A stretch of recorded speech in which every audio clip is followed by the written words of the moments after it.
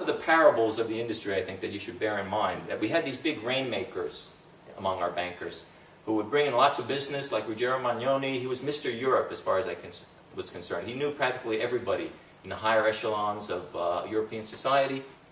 He would bring in deals like this, and we reckon that over his tenure, he brought in something like 2 billion euros worth of business. Well, by the same token, over that time, he probably lost about the same amount of 2 billion euros through these lousy deals. Right? They get carried away with their enthusiasm. I can do no wrong, and it comes back to haunt them.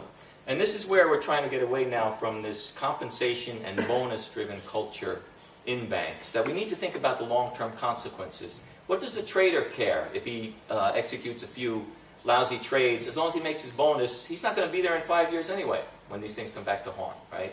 Structured products, as we'll see. I enjoyed the travel aspect for the most part throughout Europe, various other places. That was great fun. Visiting the Lehman offices. They had offices everywhere around the world. Some of it was quite pressurized, right? Because you had to arrive and perform once you got there, but also seeing some interesting parts of the world. You were, however, on call 24/7. You know, a banker felt, given what you were being compensated, that they could call you at any time, in the middle of the night even. Weekends, sure, we had plenty of conference calls and meetings, and pretty long work days as well. So there's a price to be paid, and particularly on the trading side.